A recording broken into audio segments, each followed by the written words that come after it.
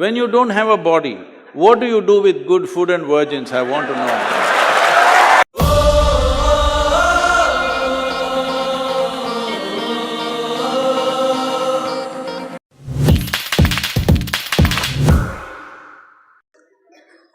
I was in Bangalore just 3-4 weeks ago.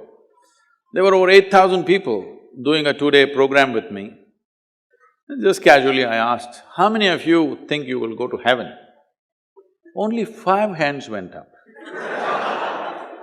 Then I asked, are you all the hell people? No, it's just that both heaven and hell have collapsed in people's minds. This happened. Okay, I'll tell a joke too. One day, a nice Catholic girl, Mary, came home and she was distressed. Her mother asked, Mary, my baby, what happened? Why are you like this? She said, Anthony proposed to me. So mother said, isn't that wonderful? You've been with him for so long, is it good he proposed to you? Why are you unhappy about that? Mama, he sins with me without any regret. And he doesn't even believe in hell.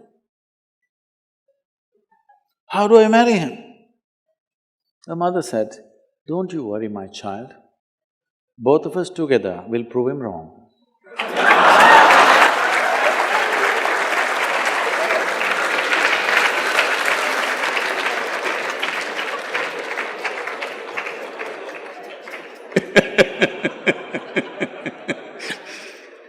So,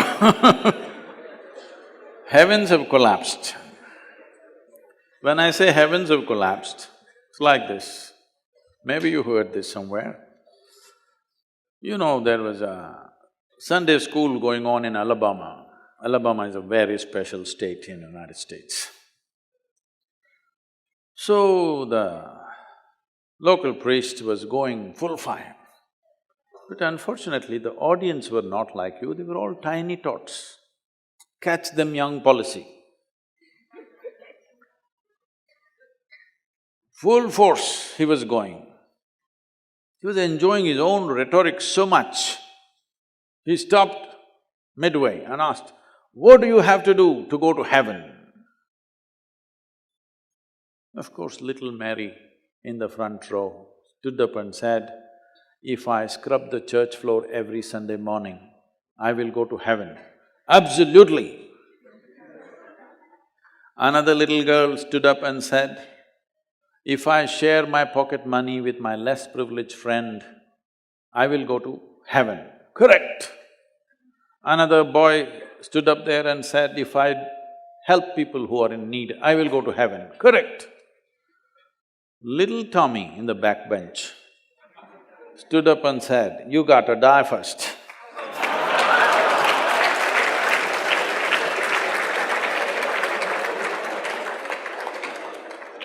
That's a qualification. If you want to go to heaven, you got to die first. So when you die, whether you like it or you don't like it, unless you're Elon Musk, we usually bury your body here or burn it or cut it and throw it to the birds. Something we will do depending on what tradition you belong to. But we will put this body back to earth because after all, we picked it up from this planet. At least that much responsibility you must have. You should not take this body and go away.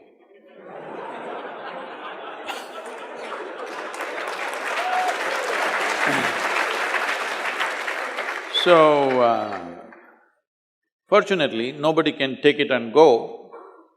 If you have not done anything eco-friendly in your life, this is one thing you will do. You will put this body back onto this earth, it's a very good thing. So you went to heaven and what is in heaven? This you must know. In the Hindu heaven, food is very good. Yes, Nala himself cooks for you. If you are a foodie, you must go to Hindu heaven. In another place, there are those white-gowned ladies floating in the clouds. They usually don't have legs, they're just floating. Because to float, you don't need legs, common sense. If you like that kind of ambience, that's where you go. If you go to another place, you will encounter virgin problems. If that's what you want, that's where you go. But the only problem is, you don't have a body. When you don't have a body, what do you do with good food and virgins, I want to know.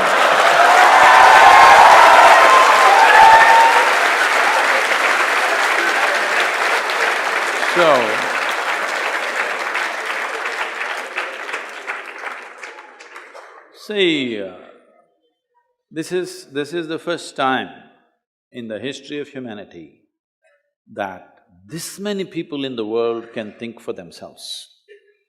Otherwise, your priest, your mullah, your pandit or a book was thinking for you.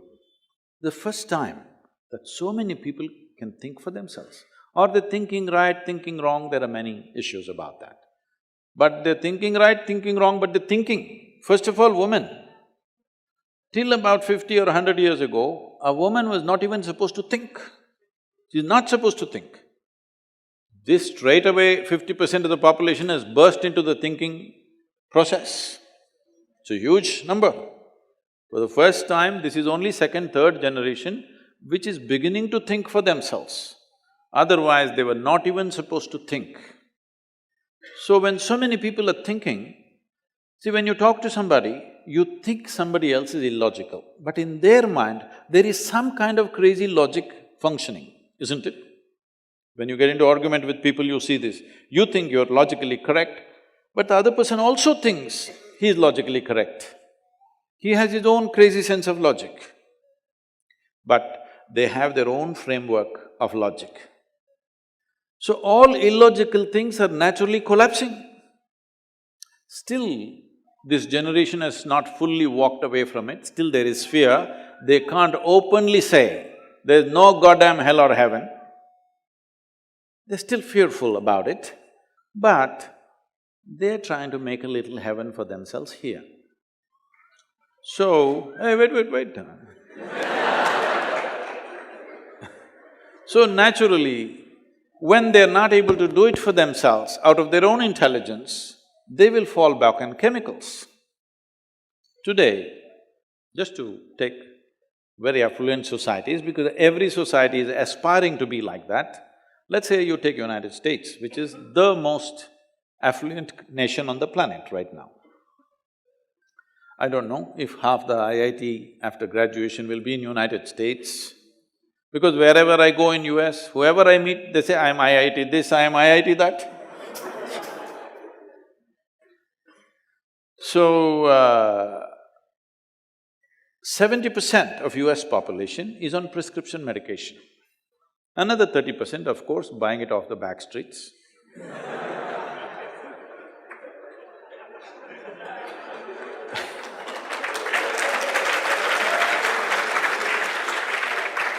70% on prescription medication means, though… See, what is affluence? Let's understand this.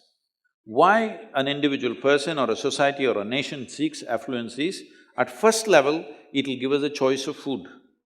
If I'm affluent, I can eat what I want. Eating means nourishment. I can nourish myself well. When a man is poor, the biggest problem is, I'm not well nourished. So at first level, it is a choice of nourishment. At a second level, it's a choice of lifestyles. So you are the most affluent nation, you have an enormous choice of nourishment and an enormous choice of lifestyles. But 70% is on medical prescription medication. $3 trillion of healthcare bill, it can sink a nation, all right? It's bigger than our budget. Our GDP is only 2.7 trillion.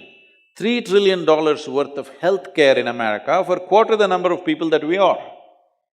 Most affluent nation, obviously affluence is not working. To be healthful, you need chemicals. To be joyful, you need chemicals. To be peaceful, you need chemicals. To be ecstatic, of course, that is ecstasy. So, I'm not even looking at it morally. It's never a moral issue for me. All I'm saying is, if we become chemically dependent, because there's also another scale. The food that we eat is full of chemicals, the water that we drink is full of poison. Some genius came up with this idea that you can poison the water, kill all the bacteria and it won't poison me. I don't know where this idea came from. Some genius idea this is. Because on this planet, all life, whether a single-celled animal or the most complex creature, which is we are made the same way. Essentially, the fundamental design is same. What kills a bacteria also kills us, maybe it takes a bigger dose, that's all. Water is poisoned, air is poisoned. Air, I believe, will get purified in the next 10 to 15 years' time because a whole lot of movement is happening in that direction. Air we can handle very easily. The biggest problem is soil and water. So that is another level of chemicals. If 90% of this population right now is on chemicals, believe me, the next generation that we produce will be a generation which is much less than us. If we produce a next generation less than ourselves, we have committed a crime against humanity. Because the next generation must be at least one step ahead of us, otherwise we've lost it.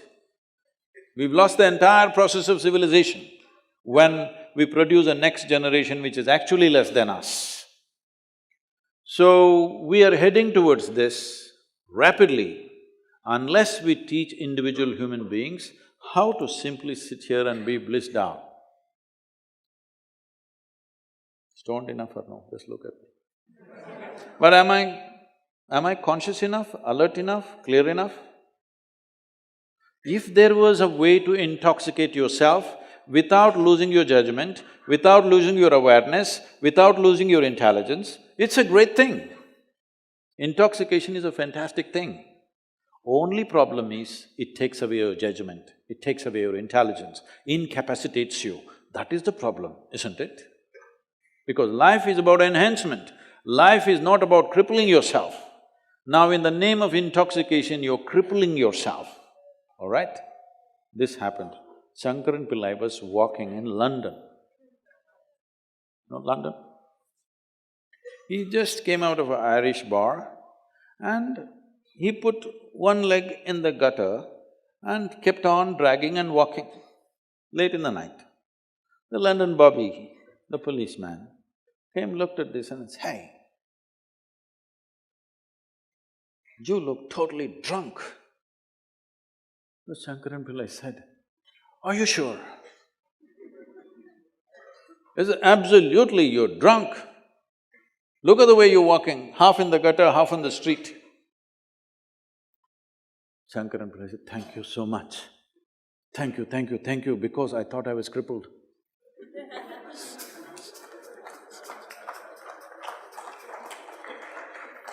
When people are drunk, they're crippled, isn't it?